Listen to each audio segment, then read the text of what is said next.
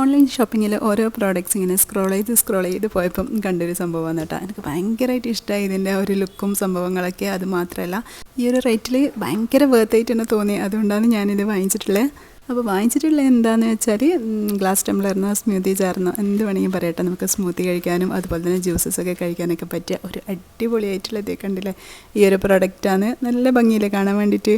ഇതിന് 200 രൂപയ്ക്ക് താഴെ മാത്രമേ റേറ്റ് ഉള്ളൂ കേട്ടോ. ഇതിന് കൂടെ സ്ട്രോ കൂടി ഉണ്ടായിട്ടുണ്ടായിരുന്നു ഗ്ലാസിൻ്റെ തന്നെ. പക്ഷേ എൻ്റെ കയ്യിൽ കിട്ടിയപ്പം ആ ഒരു സംഭവമില്ല. എന്നാലും കുഴപ്പമില്ല, നമുക്ക് ഈ ഒരു പ്രൈസിന് നല്ല വേർത്തായിട്ട് തന്നെയാണ് കേട്ടോ ഉണ്ടായിട്ടുള്ളത്. 150 സംതിങ്ങോ അങ്ങനെ എത്രയോ ഉണ്ടായിട്ടുണ്ടായിട്ടുള്ളൂ.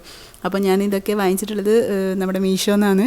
ഈ പ്രൊഡക്റ്റൊക്കെ നല്ല ക്വാളിറ്റി ഉണ്ട് കേട്ടോ. അപ്പോൾ ഞാൻ പിന്നെ വാങ്ങിച്ചിട്ടുള്ളത് നമ്മുടെ കോഫി ഫ്രോത്തറാണ്.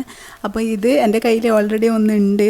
പക്ഷേ ഇതിൻ്റെ ആ ഒരു ലുക്കും കളറൊക്കെ കണ്ടപ്പോൾ എന്താണെന്ന് എനിക്ക് ഭയങ്കരമായിട്ട് ഇഷ്ടമായിട്ടുണ്ടായിരുന്നു കേട്ടോ. ഇതും ഏകദേശം ആ ഒരു റേഞ്ചിലൊക്കെ തന്നെയാണ് പ്രൈസ് വരുന്നത്.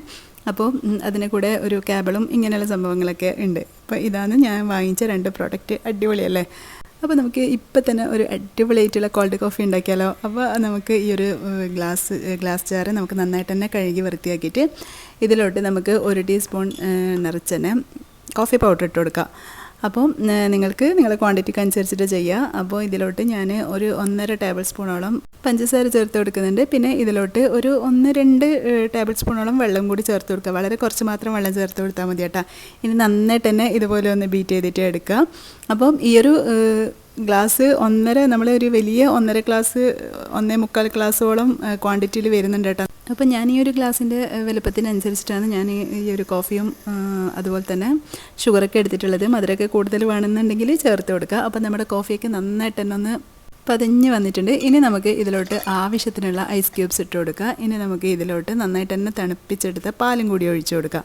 അപ്പോൾ അതേ കണ്ടില്ല, വലിയൊരു ഗ്ലാസ്സിൽ ഞാനിവിടെ 1.5 ഗ്ലാസോളം പാലൊഴിച്ച് കൊടുക്കുന്നുണ്ട്. ഇനി എല്ലാം കൂടി നന്നായിട്ട് തന്നെ ഒന്ന് മിക്സ് ചെയ്തിട്ട് കഴിക്കുക. അപ്പോൾ അടിപൊളി ടേസ്റ്റാണ്. എല്ലാവരും ഒന്ന് ട്രൈ ചെയ്ത് നോക്കിക്കോ. അപ്പോൾ വീഡിയോ ഇഷ്ടമായിട്ടുണ്ടെങ്കിൽ ലൈക്ക് ചെയ്യാനും ഷെയർ ചെയ്യാനും കമൻറ്റ് ചെയ്യാനൊന്നും മറക്കണ്ട. അതുപോലെ തന്നെ സബ്സ്ക്രൈബ് ചെയ്ത് കാണുന്നവരുണ്ടെങ്കിൽ പ്ലീസ് ഒന്ന് സബ്സ്ക്രൈബ് ചെയ്ത് സപ്പോർട്ട് ചെയ്യാം. അപ്പോൾ ഇൻഷാല്ലാ നെക്സ്റ്റ് വീഡിയോയിൽ കാണാം. അതുവരെയും ബൈ. Thanks for watching.